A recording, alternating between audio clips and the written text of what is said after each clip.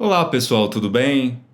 Eu sou o psicólogo Felipe de Souza. Nesse slide você vê um breve currículo com os principais cursos que eu fiz nos últimos anos, dados de contato também para atendimento online, para supervisão online ou para tirar alguma dúvida com relação ao nosso curso, caso você queira. Hoje nós vamos falar nesse vídeo sobre o planejamento do tratamento. A Judith Beck vai fazer essa metáfora de que planejar o tratamento é como planejar uma viagem. Nós vamos utilizar um certo mapa, uma certa direção do tratamento, objetivos parciais, objetivos finais, metas do tratamento, o que vai ser trabalhado em cada momento, em cada sessão. Na TCC nós utilizamos protocolos, nós temos evidências já de pesquisas sobre cada tratamento. No caso especificamente do livro da Judith, ela vai trazer um caso de depressão. Então, muito da lógica desse modelo, desse mapa, vai ser pensando em depressão. Mas nós temos muitos outros livros, muitos outros materiais com relação às outras dificuldades, como, por exemplo, ansiedade e preocupação, esse livro que também é do Aaron Beck, Lidando com a Ansiedade, que é um livro já mais recente, utilizando módulos, já numa direção mais próxima da terapia baseada em processos, ou da TCC baseada em processos. E outros exemplos aqui que eu trouxe para vocês, como esse livro sobre ansiedade social, Tratamentos que Funcionam é uma série. Alguns dos livros foram já traduzidos pela ArtMed, outros ainda não. Nós não temos, por exemplo, a tradução desse livro para o transtorno do estresse pós-traumático. Esse protocolo da FOA e outros colaboradores. Um outro exemplo aqui também é o TOC, Vencendo o Transtorno Obsessivo Compulsivo, esse livro da Daniela, do professor Aristides. A Daniela foi minha professora na PUC, super recomendo também esses livros. Qual que é a ideia aqui, então, portanto, que está dentro desses materiais, não é? É a ideia de que nós vamos ter, para cada transtorno, para cada dificuldade específica, um certo mapa, digamos assim, um certo protocolo para trabalhar aquela dificuldade. E, obviamente, isso vai ser também adaptado para cada pessoa, mas nós sabemos o que funciona e o que não funciona utilizando os conhecimentos da TCC. O tratamento é adaptado ao indivíduo, exatamente o que eu estava falando. Você desenvolve uma estratégia geral e também um plano específico para cada sessão. Também considera a sua conceitualização do cliente, o estágio do tratamento, os valores, o estado mental e o nível de motivação dele, e a natureza e a força da aliança terapêutica. Essas são as palavras da Judith Beck, logo no começo do capítulo. Então a ideia é toda de atingir os objetivos terapêuticos, adaptando as condições ao momento também daquela pessoa, mas levando em conta, claro, todas as evidências científicas que nós temos para cada dificuldade. Quais são os objetivos? Nós podemos listar aqui, de acordo com a Judith Beck, alguns dos objetivos no começo. Especialmente tornar explícita a estrutura do tratamento, monitorar o progresso. Nós ensinamos ou psicoeducamos o paciente com relação ao modelo cognitivo, já desde o princípio procurando aliviar o sofrimento, diminuição dos sintomas, aumentar o afeto positivo através de várias atividades, de vários exercícios, experimentos comportamentais, também desenvolvendo crenças mais positivas e ensinando técnicas para serem usadas fora da sessão. De certa forma, esses objetivos eles perpassam todo o tratamento. A ideia é que depois de algumas sessões, claro que vai depender muito de cada problema, de cada dificuldade de cada pessoa, mas a ideia é que depois do final do tratamento a pessoa possa ter vários recursos de técnicas cognitivas, comportamentais que ela pode usar sozinha também. Essa é uma ideia super interessante da TCC. Na fase inicial da terapia, nós vamos procurar constituir essa aliança terapêutica. A relação terapêutica é super importante. Então, criar um vínculo, de fato, que é como criar um time, um trabalho colaborativo. Nós vamos focar em aspirações e valores, trabalhar também com relação a objetivos, passo a passo, superação de obstáculos com relação aos objetivos. Também vai ser importante o entendimento do cliente com relação à ideia da pauta. Então, cada sessão tendo um conteúdo específico que vai ser trabalhado, que o terapeuta pode trazer e pautar, ou o próprio cliente, ao longo do tratamento, também começa a pautar. Então, hoje nós vamos trabalhar esse e esse tema. Também o plano de ação, que nós já vimos, com relação ao que fazer entre uma sessão e outra.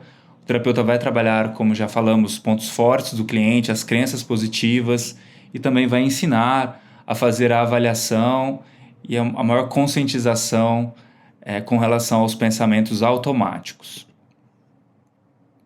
Na fase intermediária da terapia, além de continuar trabalhando em direção a esses objetivos, você também passa a enfatizar o fortalecimento de crenças adaptativas mais positivas do cliente, identificando, avaliando e modificando mais diretamente as crenças disfuncionais dele, usando tanto técnicas intelectuais, entre aspas, quanto técnicas emocionais. Na fase intermediária, o trabalho é mais fortemente voltado, portanto, para as crenças. Toda a lógica do modelo cognitivo de partir de pensamentos automáticos, crenças intermediárias ou regras que cada pessoa vai constituindo ao longo da vida, muitas delas acabam sendo desadaptativas, e mais profundamente crenças centrais, crenças com relação a si mesmo, sobre o mundo, sobre o outro, sobre o futuro, e essas crenças são trabalhadas nessa fase intermediária e na fase final também. E a fase final, há um aumento da ênfase na preparação para o término, já conduzindo o tratamento para que a pessoa tenha autonomia para fazer esse trabalho também sozinha.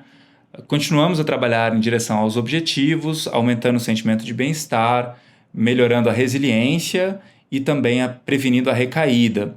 Existe todo um trabalho nessa direção de prevenção de recaída também na TCC, não só para transtorno de uso de substâncias, por exemplo, mas também para que a pessoa não recaia nas mesmas dificuldades anteriores.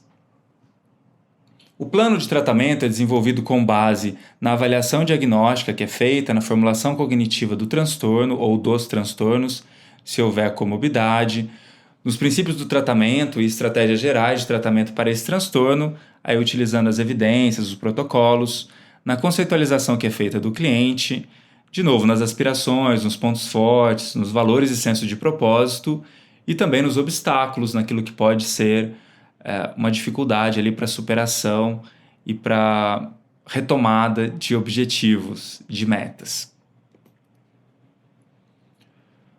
Um exemplo aqui que é trazido pela Judith Beck é um plano para um objetivo específico em uma sessão ou em poucas sessões. Um paciente, por exemplo, pode ter o objetivo de atualizar o currículo para voltar a buscar emprego. Nesse meio tempo, ele pode ter obstáculos ligados a pensamentos automáticos de que ele não vai conseguir, de que não vai adiantar nada, coisas parecidas.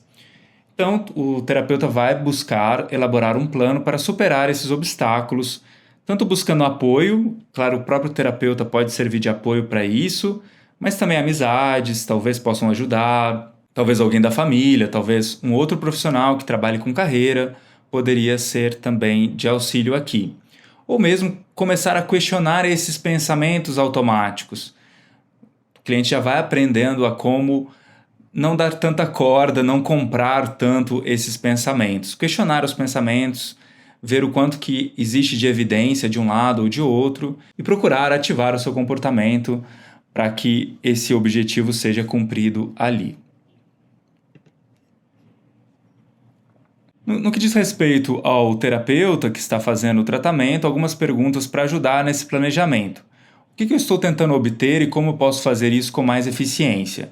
Daí algumas perguntas. O que pode melhorar a relação terapêutica? Talvez a autoexposição, por exemplo, numa sessão pode melhorar a relação terapêutica, falar um pouquinho sobre si, voltar sempre para a conceitualização. Qual que é a conceitualização dessa pessoa nesse momento? É necessário modificar o tratamento com base em certas questões individuais, pensando no protocolo, o que vai ser modificado, o que vai ser mantido. Ao longo do tratamento, nós também revisamos como que foi a última sessão, pensamos novamente em como desenvolver pontos fortes, voltamos ao plano de ação, o que já foi feito, o que não foi feito, e também acompanhamos o humor, como tem estado o humor. Algumas outras perguntas, avaliamos o progresso, quais são os sinais de progresso, se a pessoa está fazendo uso de alguma medicação, de alguma droga, de alguma substância. Isso vai ser importante como pauta de uma sessão, por exemplo. Quais são os objetivos dessa semana, o que o cliente precisa de ajuda naquela sessão específica, considerando de novo o plano de ação, se ele foi útil ou não, o quanto foi feito.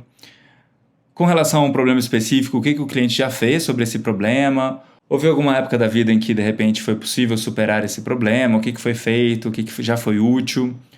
Também consideramos técnicas, quais podem ser usadas primeiro. Vamos começar por questionamento socrático, por uma técnica de mindfulness, por uma técnica de relaxamento. Quais das técnicas que nós já utilizamos que funcionaram bem para aquela pessoa e o que deve ser elaborado para revisar em casa, considerando a próxima sessão. E após a sessão, o terapeuta também pode refinar a conceitualização do caso a partir de ter mais dados ali da sessão e também fazer certas anotações para o que deve ser lembrado para a próxima sessão. Uma outra atividade que o terapeuta também muitas vezes faz é avaliar como foi a sessão, como que foi a pauta, por exemplo, como essa pauta foi construída, como que estava a relação terapêutica, quais as técnicas cognitivo-comportamentais que foram utilizadas e assim por diante. Nós podemos fazer uso, por exemplo, de uma escala como essa para uma autoavaliação, para o próprio terapeuta saber o quão bem está indo. Isso também pode ser, claro, utilizado em supervisão. É um material super interessante. Finalizando já, então, nós temos uma dica clínica. Por exemplo, quando nós focamos em um objetivo com um determinado paciente numa sessão, pode ser que ele tenha uma reação que talvez seja muito difícil, por exemplo, fazer aquele objetivo, fazer aquele plano de ação nos próximos dias. Então nós podemos mudar o objetivo, encontrar um objetivo que seja mais factível, ou pensando em uma outra área da vida que seja mais fácil, por onde nós vamos começar. Isso é especialmente importante para pacientes deprimidos, que precisam de um acompanhamento e precisam fazer todo um passo a passo primeiro, muitas vezes, para chegar em objetivos mais complexos. Terminamos aqui o nosso conteúdo. Se você tiver interesse de fazer esse nosso curso novo também, que nós estamos começando agora, Terapia Cognitivo-Comportamental baseada em processos, fica aí o convite. E se você tiver qualquer dúvida sobre o nosso encontro aqui, fique à vontade para entrar em contato comigo. Nos vemos logo mais. Um grande abraço, pessoal. Obrigado. Até logo.